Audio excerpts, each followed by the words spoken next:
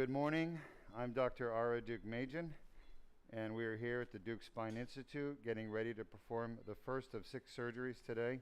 It is now April 13th, 2023. Our first surgery today that will be streaming live is a patient who has 3 herniated discs. You can see them on the MRI in the bottom corner of your screen. And she has neck pain, and it's radiating into her arms, from her neck down into her shoulders, down into the arms. So she has symptomatic disc disease. I simply call it disc disease because there's so many different names for disc disease: herniated disc, bulging disc, annular tear, ruptured disc, slip disc, protruding disc, extruded disc, degenerated disc, spondylosis. Those are all the same thing. They're a disc problem. And by the way, the disc is very simple. It's only got 2 parts, an annulus and a nucleus, so it can't be that complicated. But we make it complicated. The reality is the problem is with the disc, okay? So, thank you, Luis. Can you see this, Henry? Yes, we can. So we're going to start by showing you, this is a patient who's sterilely prepped and draped. This is real spine surgery. The patient's intubated. They have a tube coming out of their mouth. The mouth is here. There's a tube literally coming out of the mouth, going to a ventilator over here, and that tube goes down into their trachea. Their chin, the patient's chin is here, the eyes are here, the nose is here, and believe me, she's a lot better looking than that, but my artistic skills are not great. The middle of the neck, you can see the sternal notch is right here. So the middle of the neck is here, and we're going on her left side. The structures that I have to be careful about, there's many of them in the neck between the skin and the spine. You have the carotid sheath and the jugular vein, which run here, sternocleidomastoid muscle here, trachea and esophagus in the midline. So my goal is to get in to the spine, and since we're doing 3 discs today, we're doing number 4, 5, 5, 6, 6, 7. Everybody agree?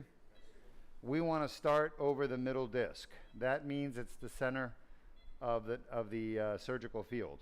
Okay, the C5-6 disc is what I want to target. Upon entry, we're going to try to do all 3 discs with 1 incision.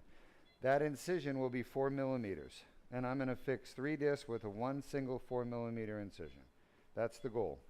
Now, one of the reasons the patients are under general anesthesia is so that the muscles in the neck are relaxed. And when they're relaxed, they're like jelly. You can push on them and they don't contract back. If they're not relaxed and you push on them, they will literally tighten up and make the surgery impossible to do. That's why the patient has to be under general anesthesia for the surgery. Shot. All right, you can see the needle 2, 3, 4, 5, 6. I'm a little too low. I want to be slightly higher than I was. There we go. I walked up. You use 2 fingers and you go between those fingers. I'm using an 18 gauge spinal needle. Shot. There it is. 5, 6. 2, 3, 4, 5, 6. Perfect. Now let's get an AP. I want to make sure I'm in the midline.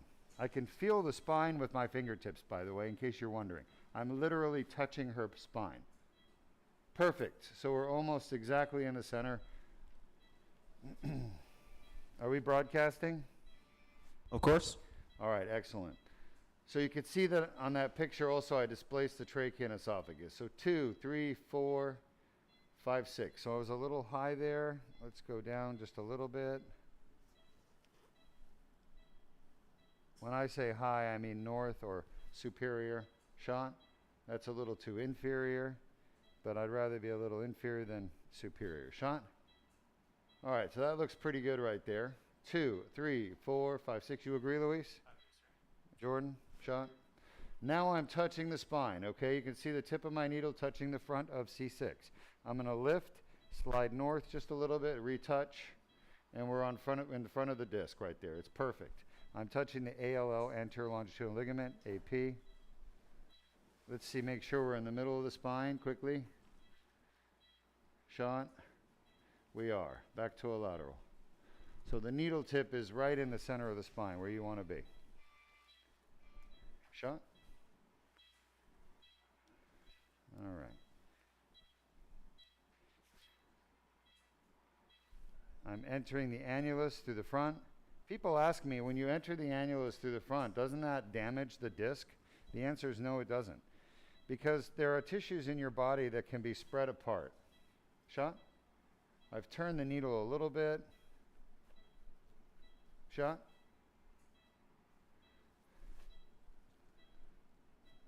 Shot. That should be good. Just do a little bit further.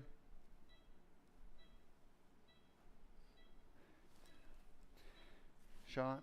So I'm pretty much in the center of the disc with the needle tip. Show us the needle tip. Show us the center of the disc. That's correct. Now let's count. C2 is the tall bone. 3, 4, 5, 6. So we are at the 5, 6 disc. We're going to fix 5, 6, 4, 5, 6, 7, 3 discs. The one that the needle is in, and the one above and the one below. Those are the 3 that are causing her symptoms. We're going to start by doing a discogram. Now let's show the audience right there on the lateral view, Henry. Let's go back to the x-ray. Let's show the audience the trachea, endotracheal tube. It has a linear line inside of it, so you can see it on x-ray, but that is the endotracheal tube. And let's show the esophageal probe. The esophageal probe is braided. It looks like a chain, okay? So you have a linear endotracheal tube and a braided esophageal temperature probe. Those 2 lines tell us where the trachea and esophagus are. So let's go back to the AP view.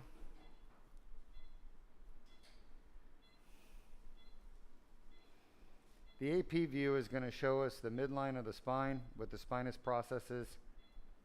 We're going to show you the spinous processes.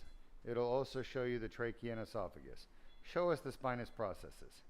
There's one, there's one. So if you're near the spinous processes, you're in the middle of the disc. Show us the left and right extent of the disc. There you go, from there to there. That's the disc. And you can actually see the foramen. Show us the foramen on the other side. There, that little white thing. No, come to the right a little bit. To the other way. A little more. There, that's the neural foramen where the nerve leaves, right there. Okay, so we're going to stay there and we're going to do a discogram. Ready? Not getting much dye coming out. I wonder if the needle is full of some disc material. Yeah, I'm not able to get the dye to come out. Let's go back to a lateral view. Yeah. Yeah, go ahead. We're going to clean the center of the needle out because it may have some disc material stuck in it at the tip, in which case I can't push the dye out. So, all right, shot.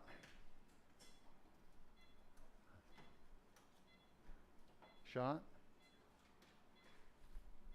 Yeah, there's some junk in there. Shot. Shot. That should be it. Hopefully that does the trick and we can get our discogram done. Yeah, some discs have so much inflammation you just can't get a discogram done. And that may be the case we're dealing with.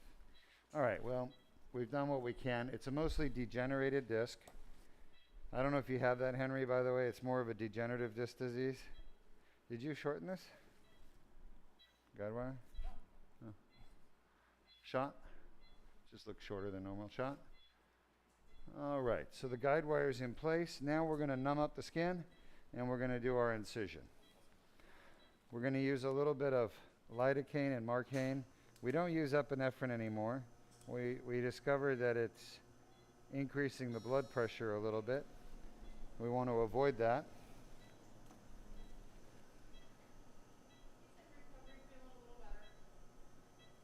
All right, well, let me know once they have an idea of how much of that pain, where the X is.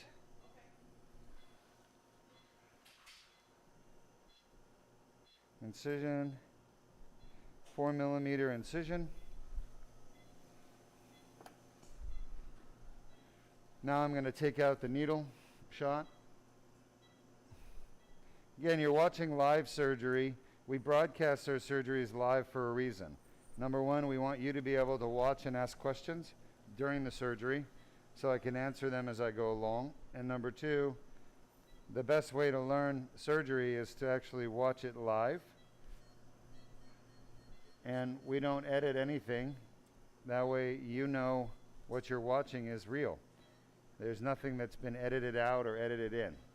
All right, so I'm in the front of the spine with the dilator tip. Show us the dilator tip, Coker, and then switch to a AP. Interesting. We will need some inline traction in a moment. Not yet. We're just localizing first. We want to make sure the dilator tip enters the annulus in the front in the middle. And it is. Show us the middle. There's the center of the spine, and the dilator tip is right there, just slightly a millimeter or two eccentric to the left. All right, lateral view. One of the nice things about this surgery is it's bloodless. Literally, we're going to lose, that's 2 drops of blood we've lost so far. And we're almost done with our exposure. The exposure is the part, little bit of traction. The exposure is the part of the surgery where you lose the most blood. All right, so I'm entering the annulus now. I'm going to take the guide wire out, and I'm going to advance my dilator through the disc all the way to the back where the herniation is. Shot. Now she has degenerative disc disease, for those of you wondering.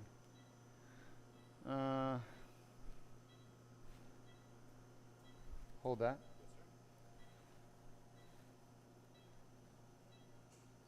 Shot.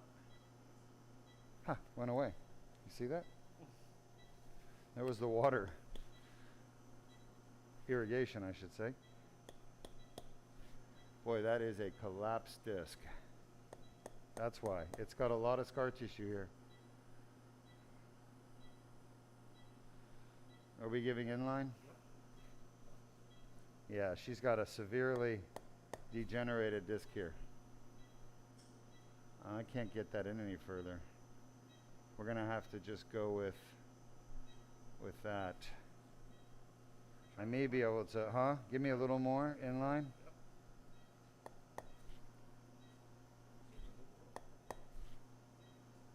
I'm not making any progress, so we're just, that's it. That's the limit of what we can get in. Let's hope that's enough.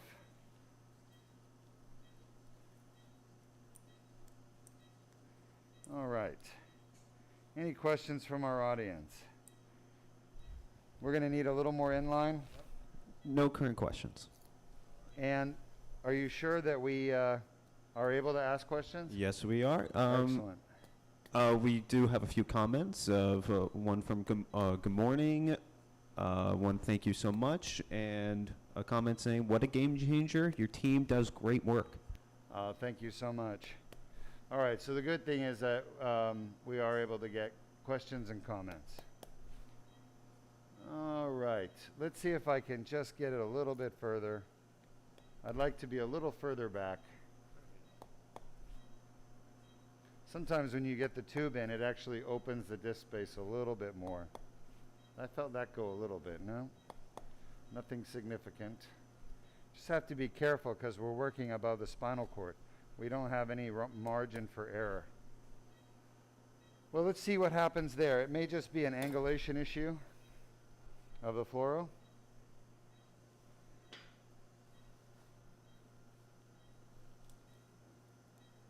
It's nice that it's not lumbar, right? Yes. So let's show the audience real quick what we've got here. Henry. Can you guys see? Yes, we can. Yes, yes. So remember, she has 3 degenerated discs, and I believe they're causing her pain. They're irritating the nerve roots. So the treatment for this is to go to the back of the disc and remove the herniation, get rid of the inflammation in the annular tear. And that's what we're going to do, but we're doing it endoscopically rather than open. And by doing it endoscopically, we can avoid having to do a fusion. The whole surgery will be done through this 4mm tube. Let's go ahead and show our audience why do disc herniations, annular tears, why do they cause so much pain?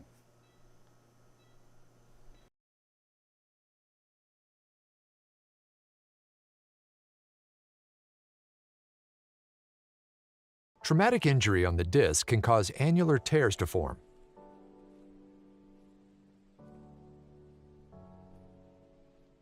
Pressure on the disc causes herniation of the nucleus pulpus through the annular tear.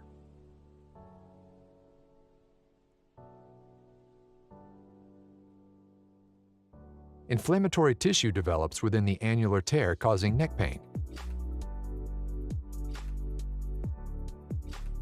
The inflamed annular tear generates pain signals.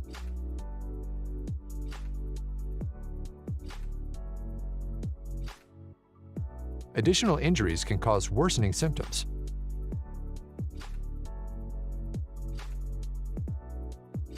Inflammation from the annular tear can spread to the nearby nerve roots, causing arm pain.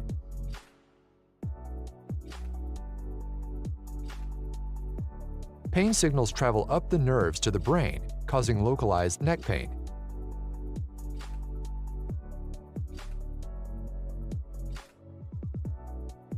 Pain signals reach the primary somatosensory cortex, causing conscious awareness of neck pain. If you have a herniated or bulging disc and neck pain, submit your MRI for a free review at www.mri.deukspine.com. Hey, welcome back. But more importantly, that patient we're talking about, she has other issues besides her discs. She has SI. She has, why is this not turning? Interesting. She has ischial tuberosity tendonitis as well. All right, welcome back. You've seen what's happening in people's cervical spine with a herniated disc, why they have so much pain coming from the disc, and the reason is simple. Man, there's a lot of artifacts with the laser, you know, a lot of bright lights flashing. And the reason why people have so much pain coming from a disc is that there's an annulus, which is a connective tissue band located in the back of the disc, actually circumferentially around the disc. And the part in the back of the disc has special nerve fibers in it that basically, I guess it's a warning system for the brain that tells the person, hey, we got a problem. Yeah, it's really interesting. I never thought of it that way, but that's exactly what it is. It's a warning system. So the fibers of the annulus located on the sides of the disc and in the front of the disc do not have these sentinel fibers, these sentinel nerve fibers. And these sentinel nerve fibers we're talking about are actually somatic afferent nerve fibers, which project to the thalamus, and then from the thalamus up to the primary somatosensory cortex of the brain. And what that does is, by going to the primary somatosensory cortex of the brain, which by the way is located in the parietal lobe, just behind the central fissure. Man, this irrigation is cold. It's like freezing my hand. It's good stuff. By projecting to that area of your brain, there's something called the sensory homunculus, which is basically a representation of the human body in the brain surface. And it is a special part of your brain because it is the main area where the most important sensory information in your body goes to, okay? And because of this primary somatosensory cortex is specialized to allow the brain to localize pain, it allows you, the human being, to respond to painful stimuli in certain parts of your body. Now, everything you have in your body does not have this painful stimuli system. Okay, highly localized painful stimuli system. It's literally unique to certain organs and tissues. Skin, for example, has it. The back of the disc has it, but your organs do not have it for the most part. Your intestines don't have it. So when you have certain types of feelings in your intestines, like gas or whatever, you get a vague discomfort, okay? A vague discomfort. That vague discomfort is not localized. It doesn't tell you exactly one pinpoint spot where the pain is. It's a vague discomfort. And that's because the sensory neurons that go to the intestines project to a different part of your brain. They actually project to the subcortical regions within the brainstem, like the medulla oblongata, and areas in the pons. And basically, they don't make their way up to the primary somatosensory cortex, okay? So basically, these other pain signals called visceral afferents, they don't project to the primary somatosensory cortex. Therefore, your body doesn't localize that pain in those areas. Another example is muscles, right? So you all have muscle aches, but you don't have highly localized pain from muscles. It's just the whole muscle aches. Same thing with your belly, your intestines, when you have gas or something. It's just the whole belly aches, okay?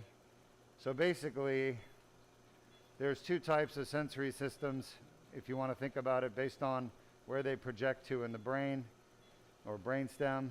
There are the highly localized system of pain, and there is the vague, not localized system of pain. And the sensory fibers that innervate the back of your discs, the posterior annulus, they're special. Now, nobody ever taught me this. I had to figure it out, okay? Because as a neurosurgeon, you learn about nerves and where they project, but nobody in the world has ever looked at the pain fibers in the back of a disc and whether they're somatic afferent or visceral afferent, because what that would require is something called tractography, which is basically following axons throughout the body. And the problem with tractography is that the dyes that are used to study projections of axons and neurons throughout the brain and throughout the body, well, they take a long time to diffuse along the axon. Some ridiculously small amount, like it takes a week to diffuse a millimeter or two, okay? So imagine you got to go from a disc in the lower back up to the brain. That's a years of movement. And the problem is nobody's ever done that to study it, to prove it. But it only makes sense physiologically that people with lower back pain that's highly localized to their disc or facet, those pain pathways project to the primary somatosensory cortex.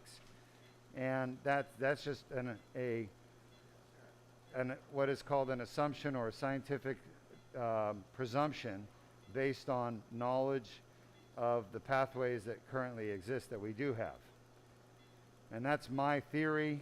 It's unproven at this time. It's only a theory, but it is a strong theory substantiated by my knowledge and understanding of the pain pathways that occur in the human body and the brain's function. As a neurosurgeon, we understand these things, okay? All right, so this is 5-6, and you can see the laser. It's covered in blue plastic until you get to the end where there's a little glass fiber poking out. And really, the laser fiber is a glass fiber. It's a standard optical relay fiber that's used. And it's the same type of fiber used to transmit internet overseas underneath the ocean. These sub-oceanic, subatlantic cables that are used for telecommunication are all glass fiber optic cables. All right, so far so good. A lot of chronic inflammation here and a lot of scar tissue. That's what all this white stuff is down here. That's why we could not get the dye to enter the disc. There's way too much scar tissue. So let's hope this helps. I think it will. I think this is going to really help her a lot, but you don't know until afterwards. I've never had it not work, so there's always going to be a first person that it doesn't work for. We've been doing this surgery 16 years. Now, people have other sources of pain, like their facet joints, but I've never had anyone where it didn't actually take care of the disc pain. So as long as you make the right diagnosis up front, and if you can determine the patient has disc pain, I'm pretty much done here. Let me just do one more shot at the side over here. Once you've determined the patient has discogenic pain, which is, by the way, 90% of neck pain, Once you've made that determination, the treatment is easy. It's the Deuk laser disc repair. You could do a fusion as well, but why would you fuse somebody? It's far more invasive. So the treatment of discogenic pain is best treated with Deuk laser disc repair. That targets the pain coming from the disc. There's a big bone spur right there that I'm taking out, by the way. The other option for discogenic pain, in my opinion, that works is a really good fusion as long as it incorporates all the discs that are problematic, not just one. Okay? You can actually see the nerve root, and I'm taking the bone spur off the nerve root. The nerve root is right here. The bone spur is right here. People ask me, can you use the laser to remove bone spurs? Yes. And just to give you an idea of how big these things are, that glass fiber right there, you guys see it at 12 o'clock? That glass fiber is 0.5 millimeter, 550 microns wide, okay? So that's how small these things are. That's how precise the laser really is, okay? It's very precise. A lot of scar tissue. All right, we're done with that level. Lights on, please. Thank you. Any questions? Yes, we have 2 questions. This first one comes from Bill on Facebook. Hello, Bill. Welcome to our live stream from Deuk Spine Institute here in Florida. And they ask, how long does the disc take to heal after surgery? How long does the disc take to heal after surgery? Bill, it is a great question. The answer that I give everybody is 12 months. But the truth is that some discs are going to heal sooner and some discs are going to heal longer. But the longest is 12 months. So some people might be healed at 6 months, some people 9 months. If you asked me what the average would be, I would say 9 months. Now, does that mean your pain goes away in 9 months? No, the pain usually goes away immediately, like within a day, okay? But the disc has to heal. And the annulus fibrosus is the part that has to heal in the back of the disc, the annulus, okay? So it takes time for the annulus to heal. It takes a lot of time, unfortunately, because the annulus doesn't get a lot of blood supply. So tissues that don't get a lot of blood supply, like the annulus of the disc, well, they take a long time to heal. As a matter of fact, the annulus of the disc is the most poorly supplied tissue in your body. There's literally zero blood supply to the inner half of the annulus, the inner half, zero. So without any blood supply, how does the tissue survive? Well, it survives through diffusion. And diffusion is a process whereby nutrients are transmitted to that area through slow movement. Slow movement. It's through concentration gradients, basically. Shot? All right, so the tube is out. Tank's got. Right, Luis? Luis was holding his breath. I was holding my breath. All right. So just reshape that, but we're going to need more of those. I need you to find them, Luis. Okay? I don't care how you find them, find them. I need to be able to trust you to solve that problem. All right. So, are we ready? Yeah? All right. So let me just think, what were we talking about? The diffusion of nutrients. So to answer your question, we expect the disc to be fully healed, strong, capable, like it was when you were 18 years old before you injured your disc, at 9 months to 12 months post-op. All right, we won't take the other question yet. I've got to focus on what I'm doing, so just give me a minute.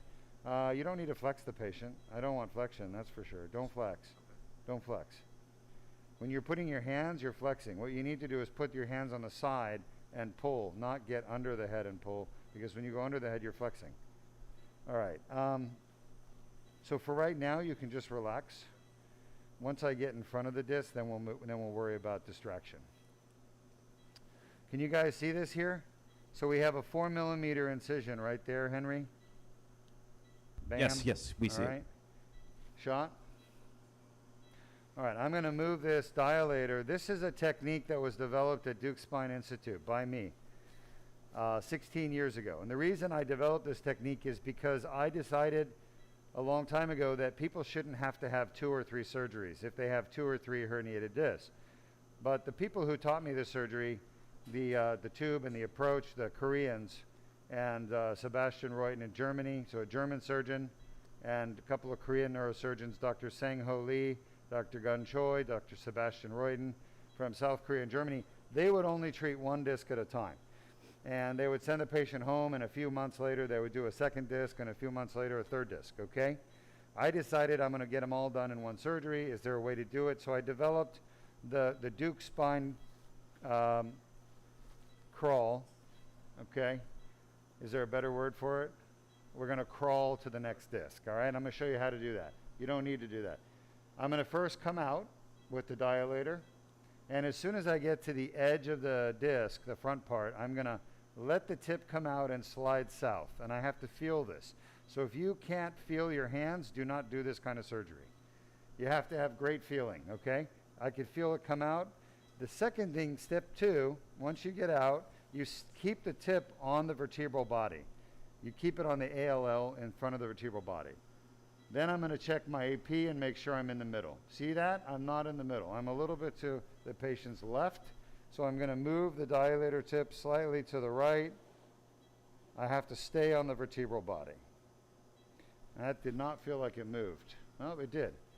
All right. Well, I moved a little too much. So how about that? That's perfect. See how the tip of the dilator is right where the spinous process is? Jordan, show them.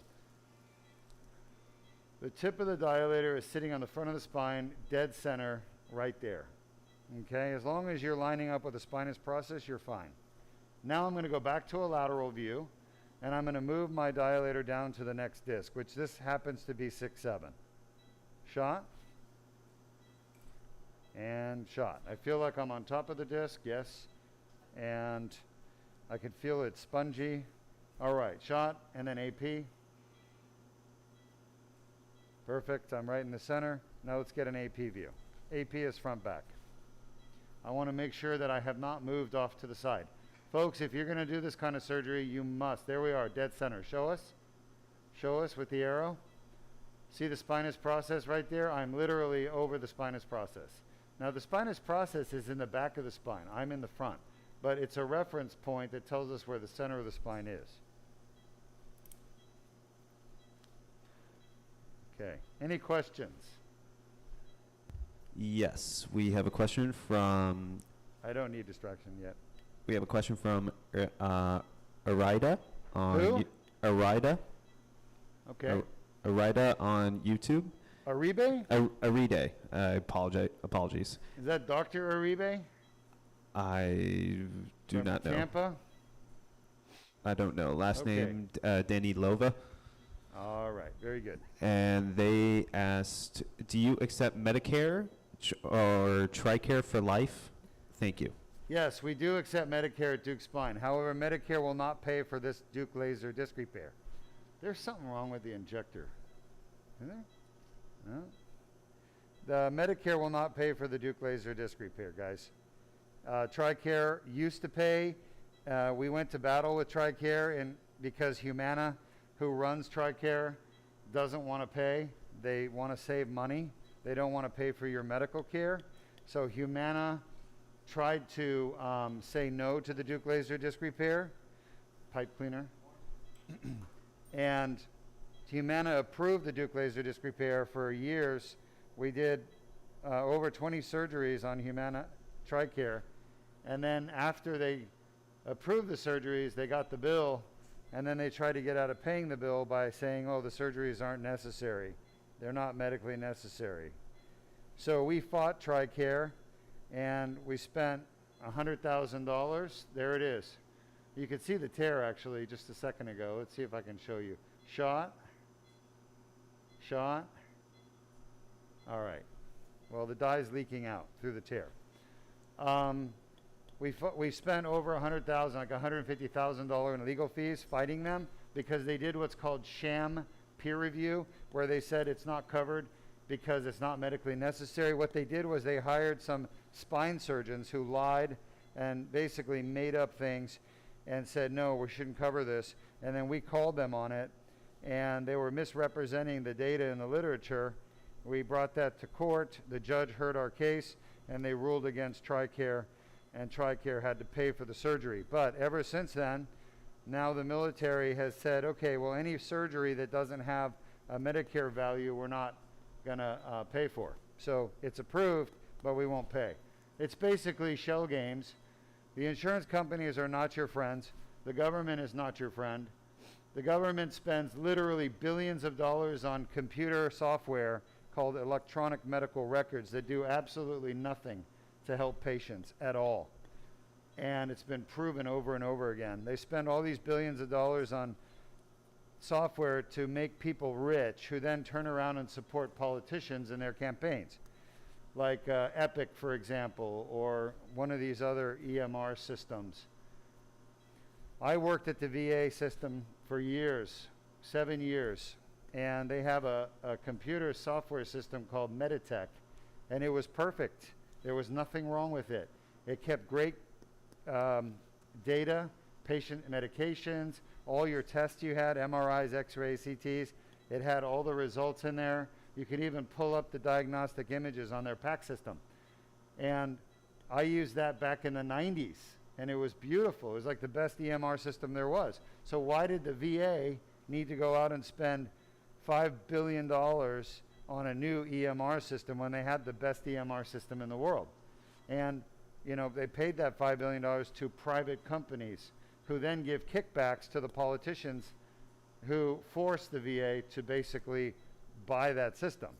So it's a very corrupt system we live in, and TRICARE and Humana are extremely corrupt, and they're not interested in providing you the best medical care anymore. They're just interested in making money and profit off the American taxpayers and not providing the best medical care. That's why the United States has fallen to like number 35 worldwide in healthcare, because we've sold out. We've allowed corporations to basically take over healthcare, and they're just profiting off of taxpayer-funded plans, and the patients aren't getting the medical benefits they should, whether it's Medicare or TRICARE. So you guys are going to have to fight, because I'm going to tell you something. It's not just Deuk laser disc repair they don't pay for. They've cut benefits over the years. If you look at physical therapy, right, 20 years ago, Medicare paid for as much physical therapy as every patient needed. If you had hip surgery, hip replacement, Medicare would pay for 100 physical therapy visits or more, as long as the doctor ordered it. Now they pay for 25 or 30 of them every year. So they've cut. That doesn't mean the cuts are good for you. They're bad for you. But they're saving money by cutting. And when the government saves money, it's not because the government saves money. It's because some private company convinced the government to let them manage the benefits and profit off of the savings. So basically, these companies like Blue Cross Blue Shield, Cigna, United, they are profiting by denying your surgeries and your treatments, your MRIs, your X-rays. They have created so much bureaucratic red tape for doctors and hospitals and MRI centers and therapists to get paid that we give up because we don't have the time and energy, and we don't get paid to fight them, by the way. Every time we have to fill out a form or do a letter of medical necessity, those forms take hours of time going through the chart, and they design it that way so that we have to spend our time, and it's not compensated. You don't get paid for that time. They specifically will not pay you for filling out forms. And they've created so many forms for us to fill out now, and spend hours and hours and hours every day trying to fill out forms just to get a patient to have their medication that's needed or a test that's needed. And the whole design, it's all by design to basically keep people from getting tests that will lead to treatments, okay? You guys are being bamboozled by your insurance, and you need to stand up and fight. And I'm just making you aware of it. But it's your problem, America, not my problem. It's your problem, and I'm not going to fix it for you. I'm going to make you aware of it. And you guys are going to have to go out there and do something about it. It's your corrupt politicians It's your corrupt government committees and leadership that's basically stealing your money and not giving you the best health care anymore. This started in the 80s with managed care organizations, and they weren't just managing their plans, they started managing the government plans, like Medicare, TRICARE. And TRICARE has been managed by Humana for many years now. They're so corrupt, they deny and basically they're the best at preventing patients from getting their medical care, the very best. And that's why the government keeps hiring them, because they're really good at saying no, but giving these bullshit reasons to say no, okay? So be aware of that, and you guys are gonna have to fight, okay? The fights these days, they're not on the battlefield anymore with swords and shields, but there are wars and battles going on, and you guys are being subjugated by these special interest companies like Humana, like politicians being paid off and compensated for allowing laws to be passed that allow insurance companies to deny treatments. And that should never happen, okay? When I started medicine, there was no such thing as an insurance company denying a neurosurgeon what they recommended for a patient. It was absolutely unheard of. Now, they were denying chiropractor treatment back then, but they weren't denying neurosurgical care. Now they're denying neurosurgical care almost 100% of the time. Not just for me, but for my colleagues. You should see the things that they're writing. They're very angry. And the American Medical Association, right now, their top agenda item is prior authorizations. Because prior authorizations are what we're talking about, getting it authorized. But the insurance companies don't just scam you on prior authorizations, they scam you after you get the authorization on payments. They actually will fight not to authorize the treatment, but then if you win and you get it authorized, you do the treatment, then they don't pay the bill. And they have other strategies like high copays, high deductibles, high co-insurance. I just went with my wife to get a procedure done for her. We have United Healthcare, and she had a minor procedure at a hospital, minor.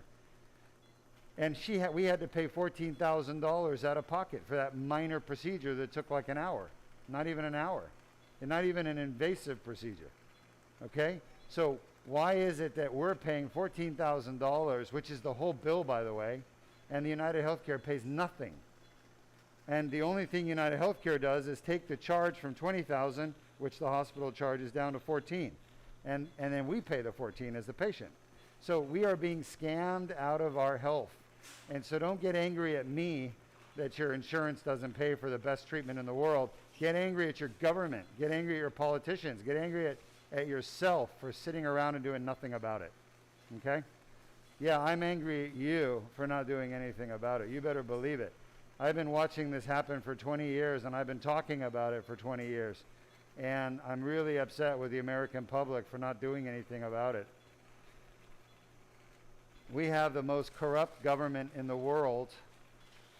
The difference between America and other countries, third world countries, is the other countries don't try to hide it. They're actually, I respect them more because they're honest about it. They're like, yeah, we'll take bribes. But so do our politicians. They take bribes like crazy. Do you guys realize the tobacco industry spends $50 million a year lobbying in Washington, D.C. so they could keep selling cigarettes that kill our kids and give us lung cancer, emphysema, asthma, COPD, all those horrible things that come in infants. What is it called when the kids are born small and malnourished from their mom smoking cigarettes while they're pregnant? What is that called, Berndes? Huh? Failure to thrive? Yeah. Anyway, we have all these diseases from tobacco use in our country that's legal. We know it's bad. 70% increase in all types we have vaping. Yeah, 70% increase in asthma in kids with mothers who smoke during pregnancy.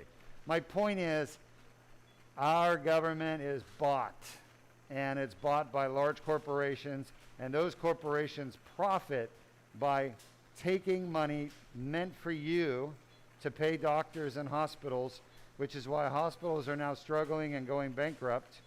Watch the news. They're closing all around the country. They're in dire straits financially. They're closing their doors, okay? All this is because the insurance companies are diverting the money that you're paying them as premiums into their pockets as profits. Obama didn't make it any better, unfortunately, but that's the reality. This patient has Medicare, I believe, okay? Yet she's paid out of pocket for this surgery for good reason, because it's the best surgery in the world for a disc problem. Thank you. All right. Anyway, no, Medicare will not pay for this surgery at this time in 2023, but we're going to take the fight to Medicare. That's a bone spur, by the way. In case you didn't notice, I'm taking a bone spur out. You see that white thing? I've been working on it for a while. That's a bone spur out of the foramen on the right side. That's pinching on her nerve. Okay, the nerve root is literally just below that. You guys see the nerve root right down here? That's the nerve root, and there's the bone spur. So people ask me, Dr. Deuk, can you take bone spurs out with laser? Absolutely. It's the best way to take bone spurs, the safest way to take bone spur. Folks, that laser fiber is 0.5 millimeter. So imagine how precise I am being right now with this laser. If the whole width of the fiber is 0.5 millimeter, I'm taking out less than 0.5 millimeter. I'm taking out about 1/10 of a millimeter at a time, okay?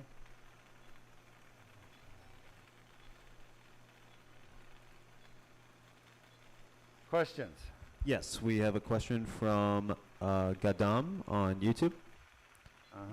And they asked, can you tell me, please, if I reside in Illinois, can you do surgery on us, or my insurance will not cover it if I want to do surgery in a different state with different doctors? I don't know if your insurance will cover it or not. That's not for me to decide. That's for your insurance to decide. We just had to talk about that. If your insurance doesn't cover your surgery, then you need to fight your insurance to get them to cover it. It's as simple as that, okay? So if insurance doesn't cover surgery, fight your insurance to get them to pay for it. That's my advice to you. The way you fight your insurance is in court. In court. You're going to have to take them to court. The only way I see insurances agreeing to pay for surgeries that they don't want to pay for, or treatment they don't want to pay for, is take them to court. Okay, there's one other way, and that's to go to the local newspaper or the national news, and hopefully they'll be willing to pick up your story and make a big stink about it. And the insurance companies don't like that. They don't like a big national stink. All right? They don't like to be under the spotlight for doing bad things like they do all the time. So they always try to make it like the doctor's the bad guy. They love that experimental and investigational language on the denial, so it can look like it's Dr. Jekyll doing your surgery, experimenting on you. They love it. And it makes the doctor look like the bad one when they're doing the denial themselves. So patients buy into that. They eat into it because, you know, unfortunately, there's a lot of gullible people out there that believe whatever their insurance company tells them. My advice to you, do not compromise on your health, folks. You know, medical treatment, you should go for the best. Don't go for the one that is the cheapest. That's silly. If you're looking for a car or maybe a used bicycle to ride, you go for the cheapest. When you're looking for your health on your spine, don't go cheap. There's lots of things to go cheap on. You want a cheap steak? Go to the supermarket, look for the old stuff, have a cheap steak. You know? If you want cheap groceries, go to Aldi. But if you want the best quality, you go to the Deuk Spine Institute. We're not the cheapest. So we're like the Publix. We're like Publix? No, we're like Whole Foods. Yeah. But Publix is very successful. It's one of the most successful privately held companies in the United States, as a matter of fact. It's still, I think it's still privately held, yeah. Publix is a success story. I go to Publix. Oh, really? Is Fresh Market part of Publix? No, but it's a little bit of a spin-off of Whole Foods. I see. Yeah, well, you know Amazon owns Whole Foods, right? Oh yeah, that's right. They bought that, right? Yeah, they bought Whole Foods years ago. Anyway, great questions, folks. I love it. I have no problem talking about insurance. I'm happy to talk about insurance. People think that I don't like to talk about the insurance problem, but I don't mind it. They think that the insurance problem is my fault, but it's not. The insurance problem is not my fault. It's your fault. And when I say you, I mean you are the one with the insurance. You chose it. It's like me, when I went to the hospital and I paid $14,000 out of pocket for my wife's surgery just a few weeks ago. I was shocked, to say the least, because I thought I had good insurance. But, you know, in the end, you have good insurance when your insurance pays for your treatment. You have bad insurance when they don't pay. It's that simple. So don't think you have good insurance when they don't pay, because you don't. And, you know, I have myself to blame because United Healthcare did not pay for my wife's surgery, basically. But we did it anyway because we knew it was the right surgery for her. So my point is simple. Don't blame your doctor when your insurance doesn't pay. Blame your insurance. Or if you want to blame anybody other than your insurance, blame yourself for picking that insurance. Okay?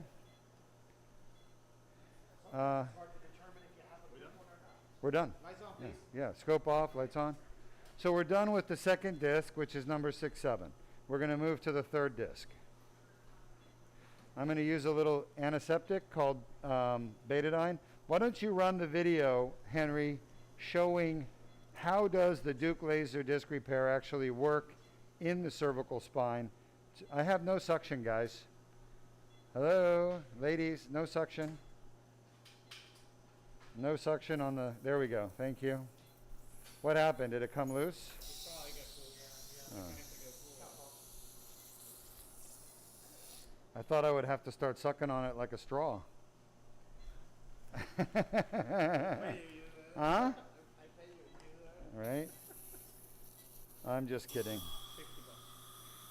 You know, surgeons can have a sense of humor and still do good work. All right, did you start the video? Not yet. No, I will right now.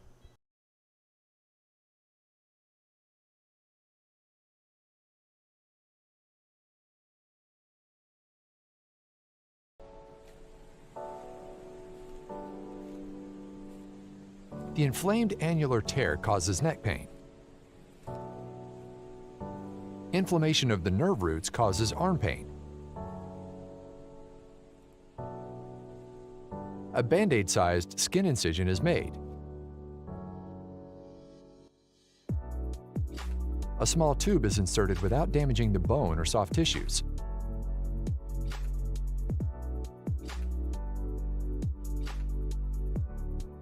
The laser removes the herniation and debrides the annular tear.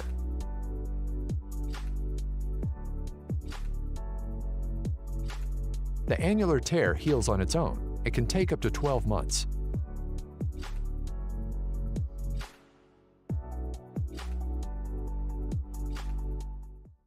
If you have a herniated or bulging disc and neck pain, submit your MRI for a free review at www.mri.deukspine.com.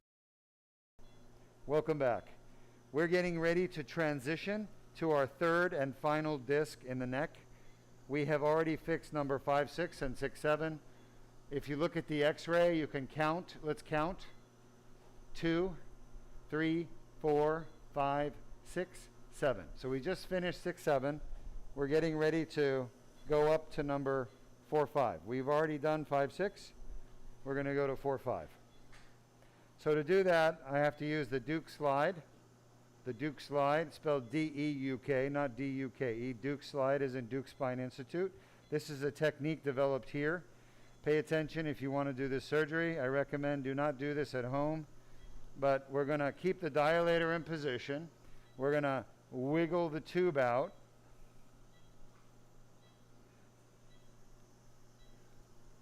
Get rid of the tube. And then now I've just got the dilator, right? Still no bleeding. There's the x-ray. You can see the dilator. Show us the dilator tip. The dilator tip is right there. Now we're going to come out of this 6, 7. We're going to move up 2 discs to 4, 5. You ready? Keep your eyes on the rabbit. Coming up. Shot. I'm just about out. I can feel it. Remember, when you come out, you cannot lift off the spine. You must stay. I'm out. All right, so I'm out, and as I move north, I want to stay in the middle. So you need to check shot, AP and lateral. Let's go to a lateral. I feel like I moved to the right a little bit, so I need to probably correct that before I go any further. Yep, I moved to the right a little bit, so I'm going to correct that, go back to the middle, shot. I'm feeling the bone spur in the front of the spine at C5-6 right now. Shot. I don't want to mess around too much, take my chances. I may actually pop back in the hole. Let's go to a lateral. So remember, there's an annular entry point where the fibers got spread at C5-6. And I'm right over it now, or very close to it. Okay, good. So we need to go up past 5-6. There we go, shot. All right, so we're in front of the number 5 bone. Let's count. 2, 3, 4, 5. So I'm sitting in front of the 5 vertebral body. I don't know if I'm to the left or right of center, so we need to check that. I'm going to use my coker so I don't radiate my hands too much. I don't want to have sarcomas of my joints. Ooh, anybody know what a sarcoma is? It's a horrible cancer of the soft tissues like muscle or even bones. And radiation is one of the most common causative agents, but it'd have to be pretty high dose over time. So it's good to avoid it. You wear the lead gloves? I wear leaded gloves, yeah. You see the black on underneath my gloves? That's lead. All right, shot. We're on top of the disc at 4-5. Now notice I can do all that just by feeling it. I can feel the tip. That's what neurosurgeons do. We feel our instruments. After years of doing neurosurgery, you can actually use your instrument like an extension of your finger. And the good surgeons can feel everything that they're touching through an instrument. It's really fine motions, you know, changes in texture, surface, elevation, and all that's done through feel.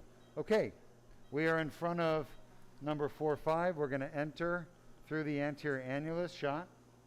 I'm just gently tapping in, shot. And as I enter this annulus in the front, I want to verify that I'm not sliding to the side. Take AP, 2, 3, 4, 5. You want to make sure that you're not sliding because the front of the disc can be slippery. Nope, we're not sliding. So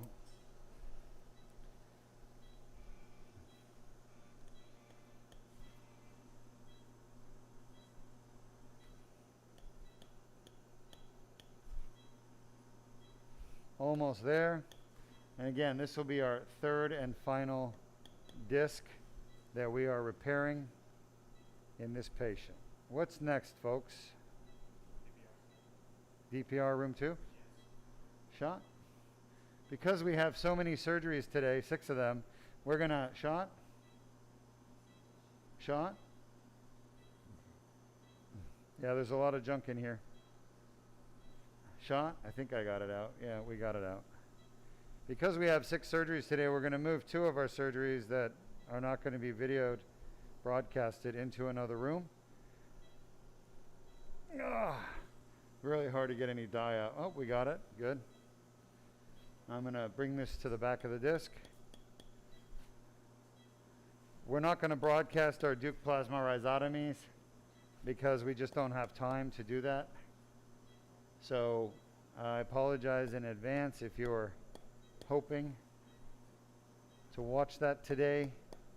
But we're going to, in the interest of time and safety for patients, we're going to forego the broadcast on 2 of our surgeries. They're both DPRs, Deuk plasma rhizotomy. But I can tell you a little bit about them. Shot. What is the Deuk plasma rhizotomy? Well, some of you have heard of a rhizotomy procedure. It's done with something called a radiofrequency ablation. There's other ways to do rhizotomies as well, like alcohol, chemicals.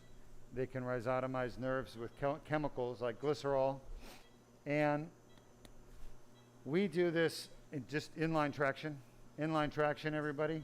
We do the Deuk plasma rhizotomy using a very high energy form delivered from a electrocautery unit. And as a result, we're able to get really good burning of the medial branch of the dorsal ramus, which is the nerve that goes to the facet joint. Distract, distract, distract. Almost there. A lot of scar tissue. Hold on, just give me a second. Almost there. Shot. Man, a lot of degenerative disc here. A lot of scar tissue in the posterior annulus. I can feel it. That's probably the best I can do. Thank you, everybody. Good work. All right, let's get this last disc done, number 4-5.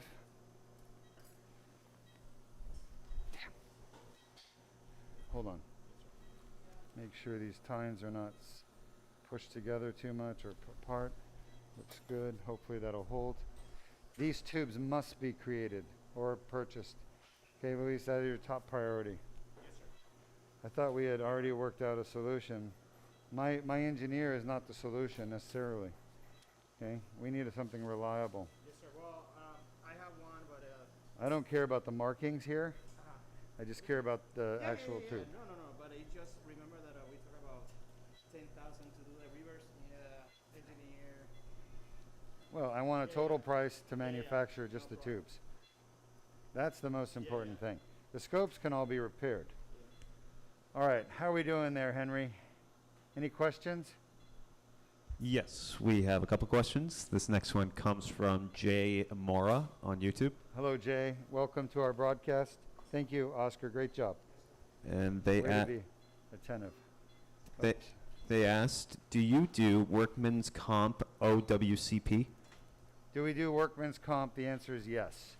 As a matter of fact, work comp is one of the best insurers for the Deuk laser disc repair because let me tell you why work comp, let me tell you guys the problem with insurance, okay?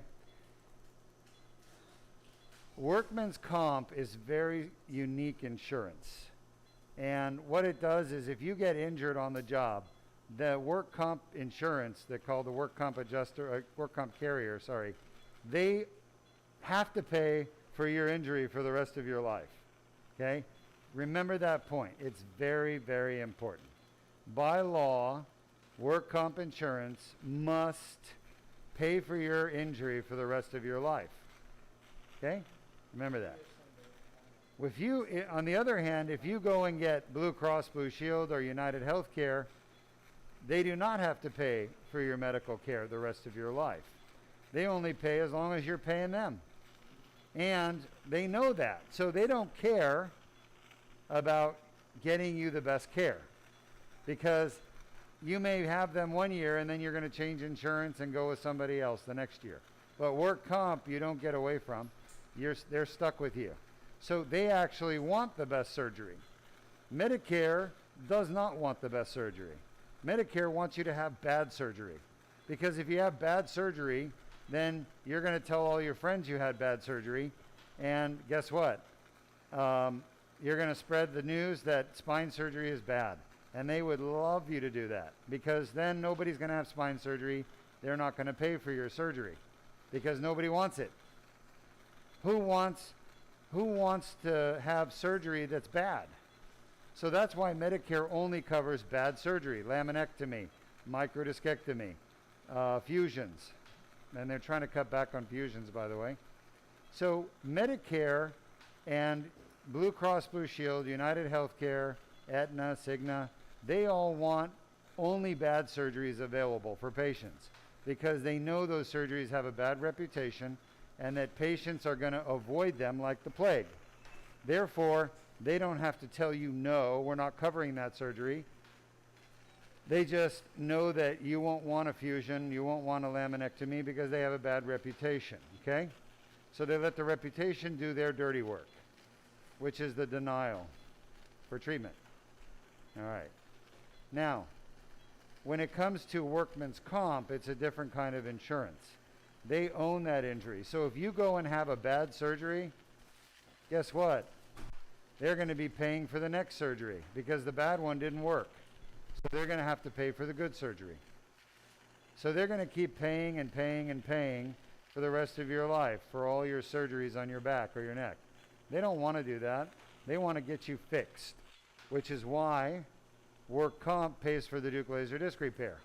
They pay for it because they know it works and that they're not going to have to keep paying for more treatment for you afterwards.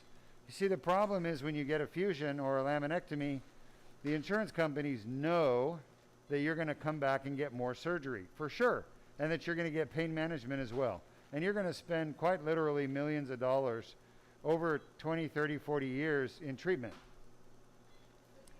But the thing is the Blue Cross and the Cigna and the United, they don't care because they're not necessarily going to be your insurance company next year. You're going to change to another company. But with work comp, they're stuck with you. They're stuck with your bills. They're stuck with the bad surgery results. They're stuck with the pain management. So they recognize the fact that Deuk Spine guarantees and does great work, so they actually pay for the Deuk laser disc repair. Now, some of them, sometimes you're going to get an adjuster who doesn't know what they're doing, and they'll deny it, okay? But work comp, for the most part, is smart enough to understand that this is a solution for people that have work injuries to get out of pain so that they don't have to keep getting treatments. So they love us. We get a lot of work comp. We have a lot of success with work comp, especially with the patients. Everybody talks badly about work comp patients. I don't. I don't because there's nothing bad to say, to be quite honest. In all my years of treating work comp, which is 20 years now, how many people have I seen faking their injuries? Almost none. Okay, maybe once in a while I'll see a faker. But everybody in work comp has legitimate injuries for the most part. And I don't think they're faking. I think they're real. And we've been able to cure their pain just like everybody else. To me, the work comp patients are some of the best because a lot of them, they're motivated to go back to work. They just want to get fixed. But unfortunately, most doctors can't fix them because they don't have the right technology to fix them. The right technology is the Deuk laser disc repair that you're watching now, or the Deuk plasma rhizotomy. And before there was a Deuk laser disc repair, the right technology was fusion. And I can do a fusion on work comp patients and eliminate their pain. The key is you have to do all the levels that are symptomatic. Most doctors won't do that. The problem is most surgeons only fix one disc at a time. They know that the patient's going to come back again. They know that the patient's going to need another surgery. All right? So they end up just doing 5, 6, 7 surgeries on the patient. Me, I don't believe that's the right way to treat somebody. I believe the way you treat somebody is you do everything with one surgery and you fix everything that you can.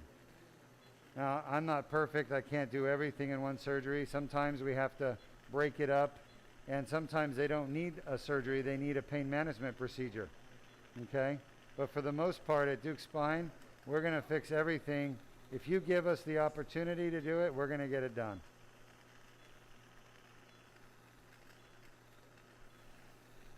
Great question about work comp. So yes, we take work comp. If you want more information about workman's comp, contact our work comp line. Henry, will you put that phone number in? Copy that. It's 321-775-8010. 8010. 321-775-8010. And you're going to talk to Becky and tell her, hey, I'm calling with a work comp injury out of whatever state you're in. Now, we have had some really good luck with some of our work comp patients from other states. Their adjusters will allow them to come here and get our Deuk laser disc repair. Okay, so let's give it a try and see what kind of success we can have. All right, that's the foramen, by the way, the neural foramen on the right side at C4-5. You can see there's not much left in there. There's just a little bit right there, a piece of herniation wiggling its way out. One of the things the laser does that people don't appreciate is it actually jiggles It sends a pressure wave. It's known as a cavitation wave, and it literally mechanically shakes up the fragments of herniation. So it's literally the most perfect tool for this surgery. And the fact that, you know, doctors out there don't know what they're talking about and they badmouth the laser, it's only because they don't know. They've never used a laser. They're afraid of us. Us laser surgeons, they are truly afraid of us. Because we're taking their business away. And they don't like that. Patients are getting smarter. They're not just listening to their doctor and what their doctor tells them to do. They're going out researching and finding better ways to get treated rather than living in pain and suffering through treatments that don't work. They're actually going out there and discovering the best way to get treated.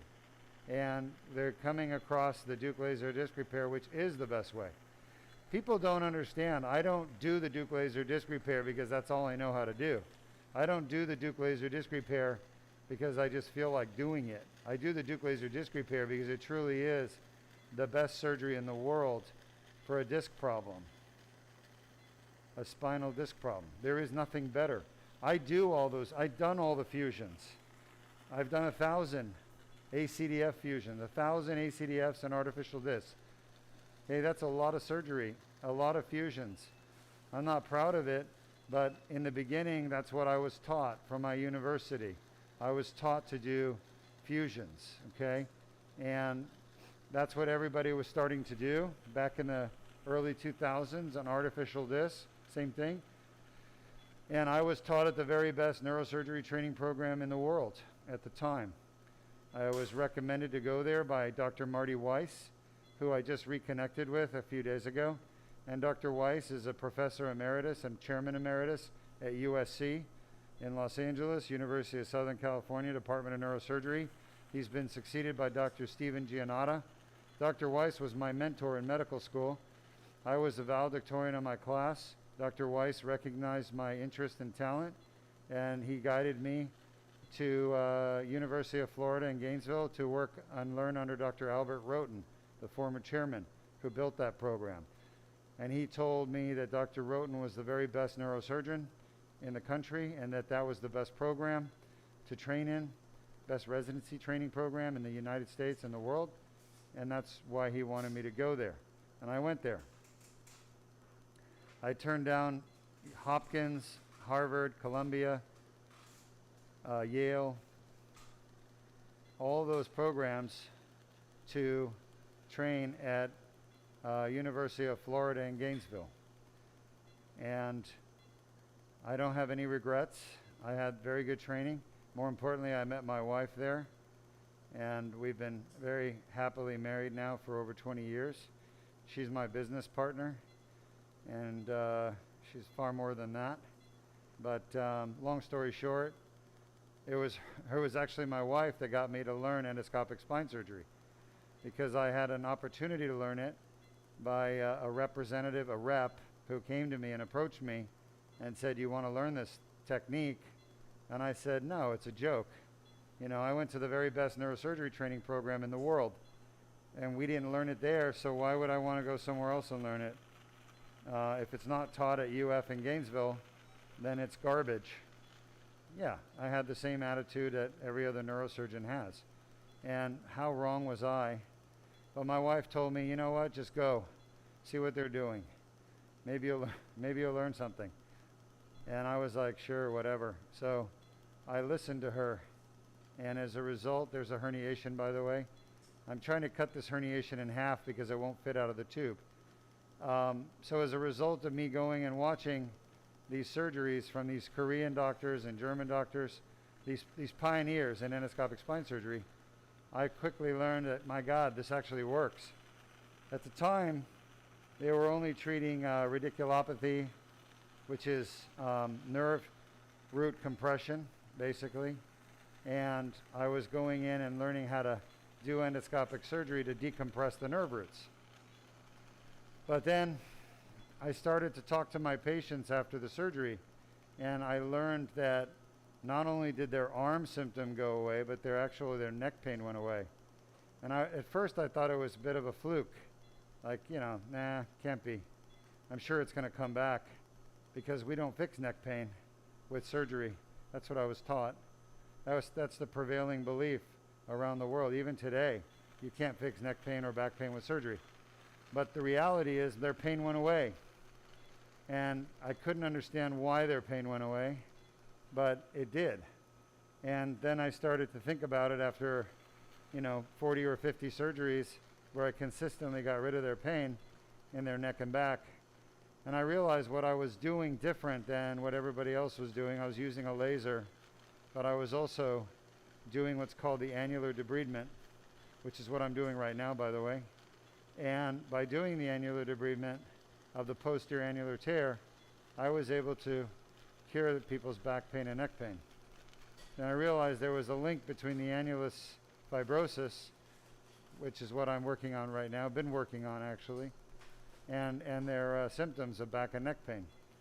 And that's when I made the connection that it was the posterior annulus that is the source of discogenic back and neck pain. We published our first surgery technique in 2012. That was 11 years ago. It's in PubMed. It's called the Deuk laser disc repair. And we've been publishing since then, and we've been expanding the indications to other parts of the spine, like thoracic, and obviously having excellent success. And we've also developed a new technique for rhizotomy called the Deuk plasma rhizotomy, which got me started on this whole tangent of discussion, because we're not going to be showing that to you today because we're too busy. We have 3 operating rooms here at Deuk Spine, and typically we work out of one because we have our broadcast equipment in one, but the other operating rooms we never put broadcast equipment in because honestly we never expected to be broadcasting so much, but we're happy that we are. And so the other rooms are not equipped with broadcast equipment.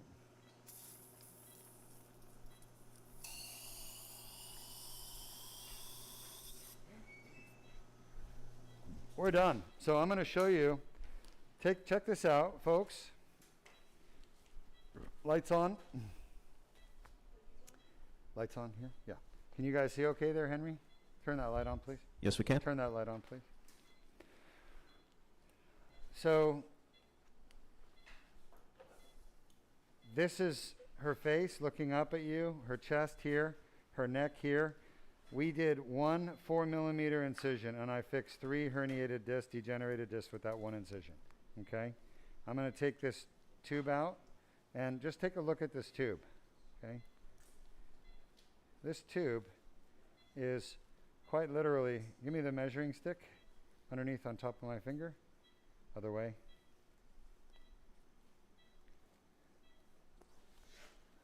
Hold it here. This tube, folks, is quite literally 4 millimeters wide. You guys see that? Yes, we do. Okay.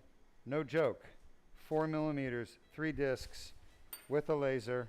No one else in the world can do that. I talked to Dr. Weiss, my mentor. I asked him for advice. How do we get more surgeons interested in this to help patients? He gave me some great advice yesterday. He's 84 years old, still living in California, still teaching. He was the chairman at USC for 15, 16 years, and arguably the best chair and leader of the entire department ever had in neurosurgery, in my opinion. And he's the one who really stoked the fires of interest for me as a medical student at USC when I realized that I didn't want to be an orthopedic surgeon. I wanted to do something else. And he got me interested in neurosurgery and kept my interest and directed me and got me to where I am here today, helping people from around the world get out of pain. So type up your questions for me. I'm going to come answer them for you face to face. Let me show you the incision. Can you guys see this, Henry? Yes, we can. There it is. 4 millimeter incision.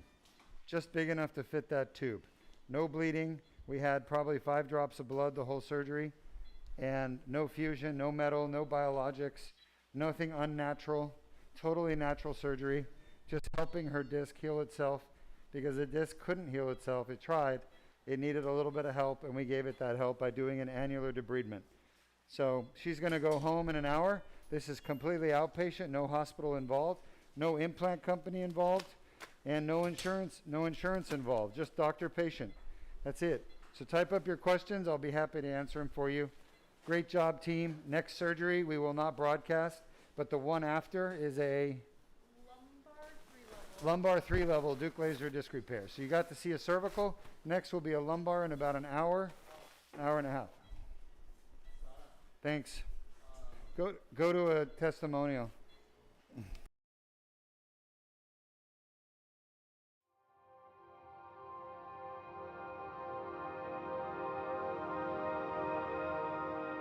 Good morning, I'm Dr. Ara Deuk-Majan, CEO and founder of the Deuk Spine Institute, here with one of my patients who traveled from Mississippi. Yes, sir. Oxford, Mississippi. Oxford, Mississippi, which I've never been to Oxford, Mississippi, but I'm sure it's a lovely place. Very nice. And why did you come to Deuk Spine Institute here in Florida? I'm having issues with my lower back, shooting a pain all the way down towards my elbow, as well as having a little bit of stumbling while I'm walking within my left leg. And went to other physicians to look at my spine, whatever, and they wanted to do fusion and all kinds of other nonsense that I thought maybe there might be a simpler way, a process of doing things. Did a lot of research and found Dr. Deuk here. And what do we do for you? You guys did a C3, I think 3, 4, 4, 5, 5, 6 at the Deuk laser disc repair surgery. And before surgery, you had neck pain? Correct. For how long? It's been ongoing probably for about 5 years. And then pain going from your neck into your right shoulder, down your right arm? Correct, just getting progressively worse. And that's kind of what made me finally to say I got to definitely do something about it. Here we are less than 24 hours after your surgery, the Deuk laser disc repair. You can see the incision right here, it's 4 millimeters. And do you still have that neck pain and pain in your arm? No, sir, zero pain. Gone? Gone, completely gone. Cured? In shock.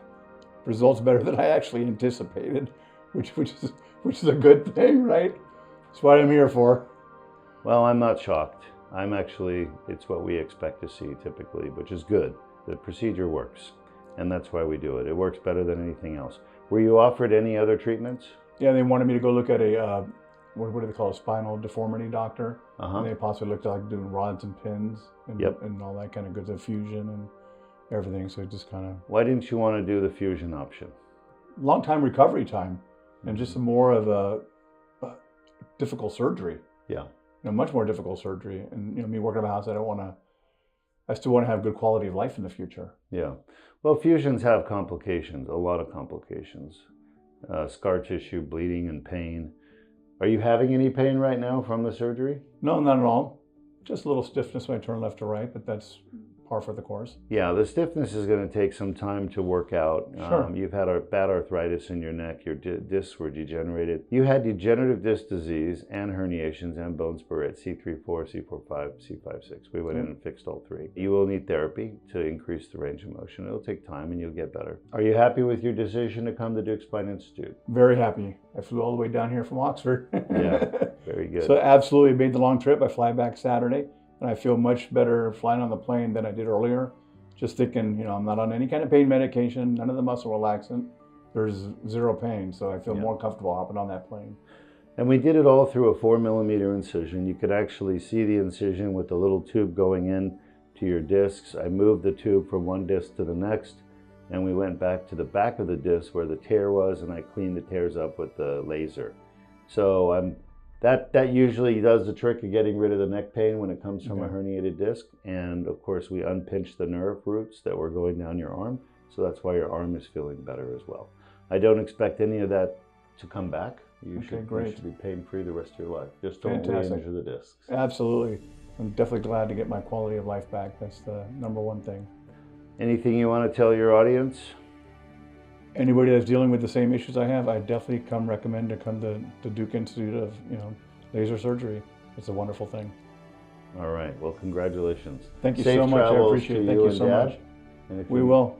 Yeah. Well, my dad lives in Tampa, so my wife's up there in Oxford taking care of her stuff up there. So worked out good to have my dad here to pick me up and drop me off at the airport tomorrow. All right. Sounds good. Well, Safe travels for you then. Thank you so much. I sure appreciate it. My pleasure.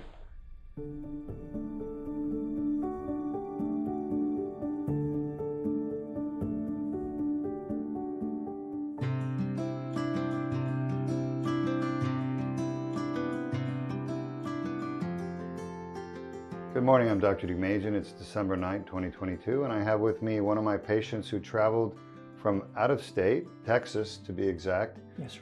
And he is suffering with neck pain, and I'll let him tell you a little bit more about his symptoms, but he had herniated discs in his neck along with degenerated disc. We just repaired those yesterday, less than about 12 hours ago. Yes, as a matter sir. of fact. Yes, Doc. Yeah. You're here now on post-op day 1. It was outpatient, no hospitalization. You stayed at the hotel. You're back this morning, and how do you feel? I feel great, Doc. You know, I just want to thank you right off the bat for you and your team for basically giving me another lease on life. I mean, the back of my neck, the tops of my shoulders. I had pain all the way down the back of my arm, and my elbow, and then also I had no grip. And today, it's all back. I just, you know, it's just a game changer. His procedures, because I've had fusions in the past, like 15 years ago, and those fusions, you don't want to do those because they just give you adjacent disc disease, and I have that problem right now in my back, and Dr. Deuk is going to fix it next week, so I'm very looking forward to doing that. We'll be seeing him again next week after his back is fixed, but you broke it up into 2 procedures, and we get people all the time asking us, oh, can I come there and get my neck and my back fixed? Yes, you can. We'll probably do it on separate days. So you got 3 discs repaired yesterday. You can Yes, sir. actually see right here in this video footage how small the incision is, tiny. And I was in there endoscopically using a laser to clean out the tear and remove the small herniations. And now here we sent you home an hour after your surgery, and here you are back today. And how much of that pain did we get rid of? All of it, Doc. 100%. I mean, 100%. And I mean, the doctor did. They did surgery on 3 different levels, and through a really small hole. 4 millimeters. Yes, 4 Doc. millimeters. Incredible. There's no stitches. It's just a Band-Aid. Yeah. You know, that's crazy.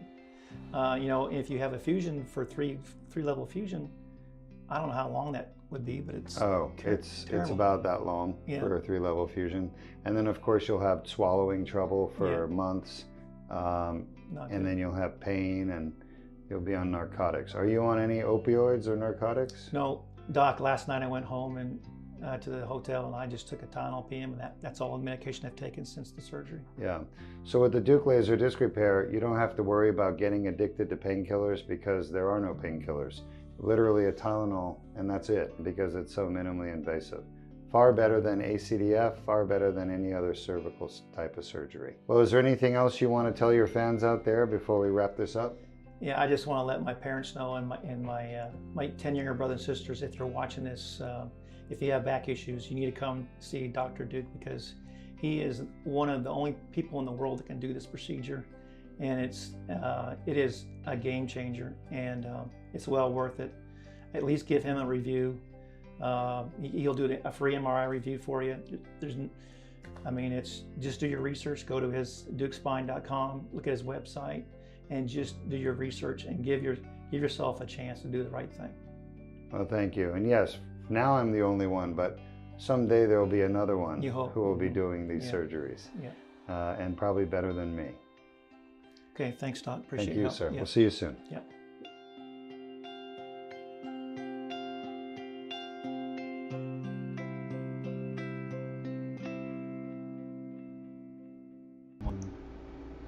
All right. Well, I hope you enjoyed watching that testimonial as much as I did. Seeing patients get out of pain completely, cured of their neck pain and back pain, it's special, and not many surgeons in the world are capable of doing it. But it is a surgical solution. That is the only way. Neck and back pain is caused 97% of the time by a disc problem or a facet joint problem. And both of those treatments are surgical. Sure, there's lots of other things you can do, shots, medication, therapy, copper, bracelets. Literally, I've seen it all. I've been doing this 26 years, treating patients with chronic back and neck pain for 26 years. I've seen every treatment out there, ozone, ultrasonic, you name it. None of it works as well as the Deuk laser disc repair. None of it works as well as the Deuk plasma rhizotomy. Just so you understand the difference, Deuk laser disc repair takes away pain from the disc. No matter what is going on with the disc, whether it's degenerative disc, herniated disc, bulging disc, annular tear, protruding, extruding, slipped, you name it, a disc problem, that's the source of the pain. The Deuk laser disc repair is the best treatment in the world.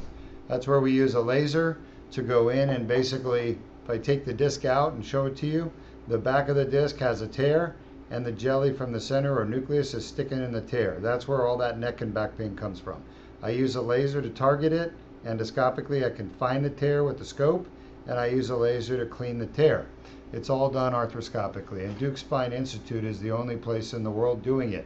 We are the pioneers of this technology. We discovered it first. We published it first in 2012.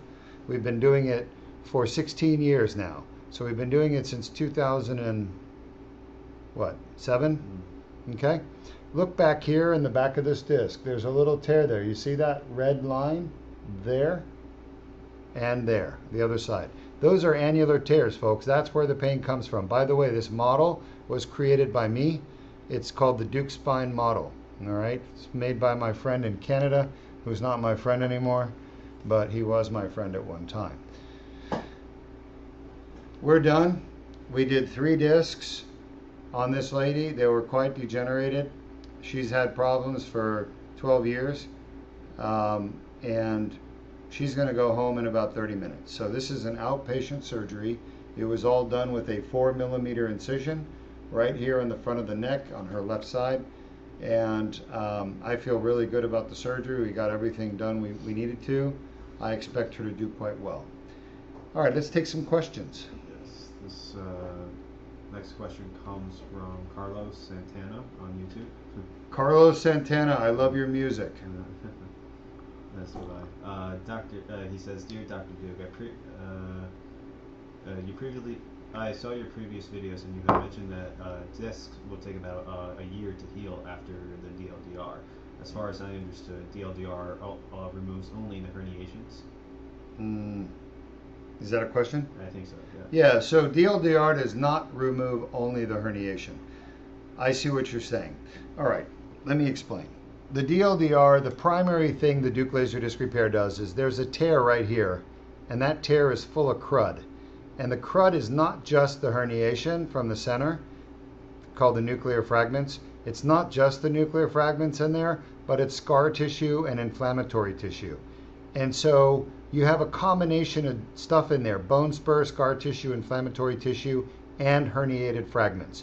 So when I said to you the other day, or whenever it was you're listening, I don't take your disc out. We're not removing your disc. We're not taking any of the normal disc out. We're only cleaning the tear, debridement of the tear, which means I'm removing scar tissue, inflammatory tissue, and any bone spurs or calcium deposits in there from that are abnormal, and herniated fragments. So those are what we're removing from the tear. Okay, and we also remove anything sticking out in the epidural space or foramen. Hopefully that clears up. And the next question comes from Jay Mora, once more on YouTube. Hello, Jay. Welcome to our live stream at Deuk Spine. They ask, when you enter the annulus with the instrument, doesn't that create a tear on the disc? So the question was, when you enter the annulus with the instrument, so we're talking about the dilator. If you remember in the surgery, we came in through the front of the disc, right? And I penetrated. If you look carefully, you'll see there are little lines here. Those lines are fibers. So the disc has fibers. If you took a safety pin right now and you push it through your clothing and poke it through, are you damaging the clothing? The answer is no. And the reason you're not damaging it is because you are spreading the fibers. Spreading the fibers. You're not cutting the fibers, you're spreading the fibers. Cutting would damage, spreading does not damage. Your body has fibers. Almost all of your tissues except your bone, except your skin, except your brain, it has fibers. And those fibers can be spread apart and put back together. You like that? All right, so we're not damaging anything. We're just spreading fibers apart. Over time, they come back together. No worries. Next question comes from, or a comment comes from Canes25 on YouTube. And they said, Doc, I had my ulnar nerve surgery. He had to move the nerve secured in fascial sling. Yeah. Boy, I hope it works. You had an ulnar nerve transposition is what we call it. Thanks for asking. Thank you, Henry. Yeah, so the ulnar nerve transposition, in my opinion, is never needed. Your surgeon does it because they get paid more money. Look up the difference between an ulnar nerve release at the elbow versus an ulnar nerve transposition. An ulnar nerve transposition pays a lot more money. So your surgeon did an ulnar nerve transposition, which created a fascial sling to hold the nerve out of place.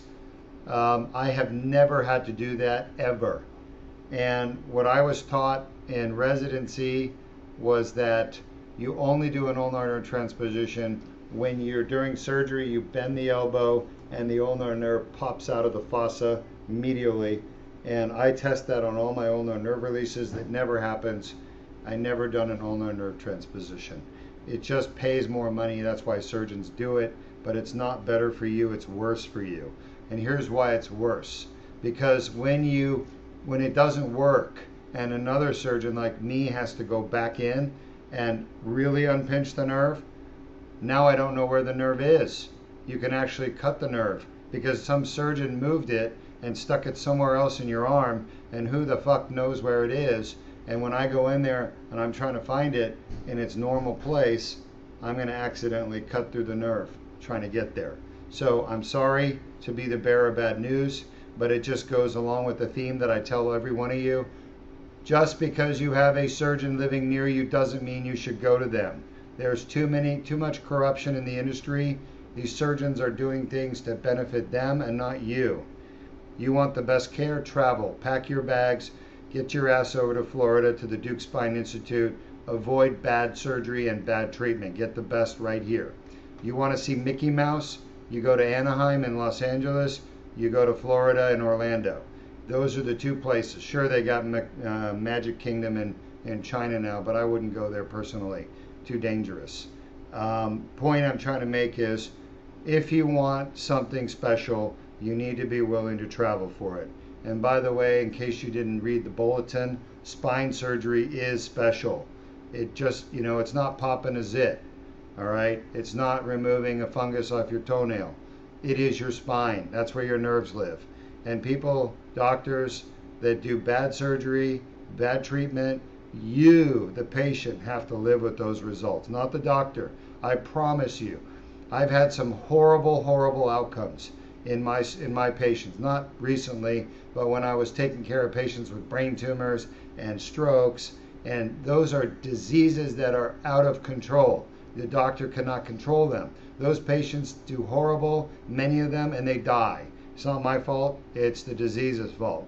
Point is, do you think these doctors lose an ounce of sleep over your misfortune when you're dying or stroke? Hell no. They go home and watch TV, they have a nice dinner, they drink a glass of wine, and they forget about you. So you are just a casualty of their treatment. If you want to continue being casualties, folks, keep going to these shitty doctors out there.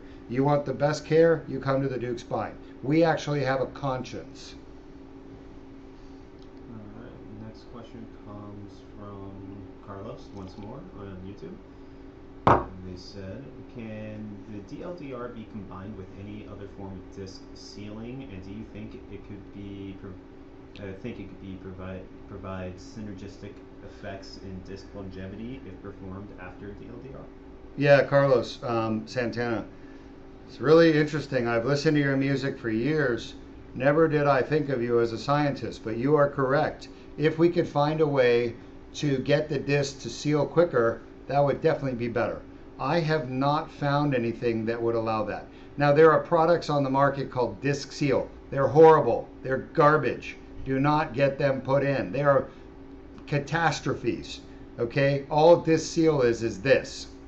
Some guy says, let me create something that can act as a barricade, or barricade is another one, disc seal, barricade, whatever.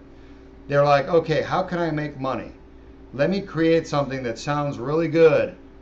I don't care if it really works or doesn't work. What matters is that it sounds good, and that I can then go to the venture capital markets and I can look for investors, like stupid people, who would actually believe that this thing works without really knowing anything about spine surgery.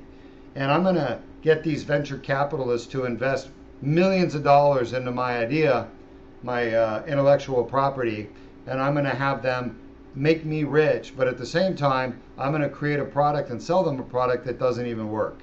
Well, now you're talking about disc seal and barricade. In my opinion, they do not work. How do I know that? I've seen a lot of patients who get it done. They come here because they're still hurting. So those existing products do not work in the year 2023. Is there a product that will work in the future? I think there is. As a matter of fact, I've been working on one for a while now. I just have to figure out how to get it through the FDA. It's already being patented, and it is not like the disc seal or barricade. It's different, okay? Do I have any proof it works? No, absolutely not. Would I sell a product to people and put it in their bodies if I know it doesn't work? 100% no. I'm an ethical surgeon. I do things that help people, not things that help me, my investors, the hospital, the implant companies. I don't give a shit about them. Why? Because I was brought up the right way. My father told me, prioritize the patient. That's all that matters, is how the patient does. So that is my philosophy. That is the philosophy of Deuk Spine Institute. Deuk Spine Institute is my baby, my creation. So the people, the practices, the techniques, the treatments, everything we do here is based on one premise. Do what's best for the patient, period. Right? Yes. So because of that, we don't do garbage surgeries. We don't do many of the hundreds of surgeries out there that are available that hurt people, harm people, just for a profit. We will not do it, period. And maybe someday, 100 years from now, when I'm long gone, some corrupt person takes over my company and starts doing surgery and shit for people that doesn't work. I hope to God I come back and haunt them, because that is not what is the spirit of Deuk Spine Institute. We are different because we put the patient first. We don't just say that, we actually do it. So, existing technology in 2023 that's FDA approved, marketable, there is nothing that you can put in that disc that is going to help it heal faster. However, I'm working on it. Now that I've got a few other projects behind me, this is something that's taken some of my attention. So, keep making great music and keep sending us great ideas. Next question comes from Darren Sanders on Facebook, and they asked, had a C4-C6 fusion 10 years ago. I have significant scoliosis. Can that be corrected? Is MS contraindicated? All right, so thank you. Terrence, great question. So Terrence is talking about his spine and his neck. He's had a C4-556 fusion. He has a plate that's twice as long as this one, okay, bolted on his spine. He's saying, Doc, I've got scoliosis. So basically, his case, his spine is twisting and bending to the side. Can the Deuk laser disc repair fix my scoliosis? No. The Deuk laser disc repair does not fix scoliosis. The real question you want to ask me is this. Do I need my scoliosis fixed? The answer is no, you do not. Is my scoliosis causing my pain? 100% your scoliosis is not causing your pain. Do I need fusion surgery? No, you do not. What you need, sir, is to get rid of your pain. And the way you do that is by treating the source of the pain. And as I've said to you all before, there's two things that cause pain in the neck, besides a fracture or a tumor or an infection, which is obvious, by the way. You'll see it on the MRI. But if you don't have a fracture, tumor, infection, like 99.9999% of people out there, you're having pain from your disc or from your facet joint. If you're having pain from your disc, the Deuk laser disc repair will fix that. If you're having pain from your facet joint, the Deuk plasma rhizotomy will fix that. So we have one treatment for each problem, and it is the very best treatment in the world for each problem. So what you really need to be doing is you need to be getting a virtual consultation with me where I can figure out what's wrong with you. Yes? Mrs. Lindsay, I'm gonna Sorry. So anyway, you want to do a virtual consult, free MRI review, happy to do it, or you can do a paid one if you feel bad for us and want to give us some money. The paid consultation is deukspine.com/VC. Henry's going to put the link in right now. You click on it. You can pay $99 and get a nice consultation with me, or you can do the free one. I'm not going to tell you which one to do. The free one is at mri.deukspine.com. All right, you need an answer. You need to know where your pain's coming from. Next question. Next question comes from Jay Mora, once more on YouTube, and they ask, as I mentioned, I am on federal workman's comp. I do physical labor. Does this mean that I will be on restrictions for a while, since it takes up to 12 months for the annular tears to heal? So one of our viewers has said, hey, I'm on federal work comp, and I know that it takes time for the annulus to heal. You said 9 months to a year. Am I going to be on restrictions for 9 months to a year? The answer is yes. Dr. Berndez, you need me? Yes. Is it a quick question? Yeah, super quick, yeah. So the patient, we're doing 14 isolated levels. I'm not going to give her a general, the reason being she has studied meds throughout both lung fields, so we're trying my best to give her sedation, but she probably is a better candidate for an endotracheal tube. I'm just Whatever you want to do. Okay. Your call. I'm going to sedate her because of the meds. Whatever your call. Okay. Yep, thanks. Alrighty then. So, yeah, I think I answered that, right? Yes, I believe so, and that is it for questions. That's it. We have no more questions. Thank you. You've all been a great audience. Our next surgery is going to be non-broadcasted because we don't have broadcasting equipment in operating room number 2. We're going to flip-flop back and forth between 2 and 1 in interest of time and patient safety. So we will be back broadcasting with you all for a 3-level lumbar Deuk laser disc repair. There's a patient with back pain, leg pain, and pinched nerves and herniated disc annular tear. We're going to go in and fix 3 discs with the laser. I think we have a thoracic today too. I think so too. As a matter of fact, we have a special treat. Today is a special day.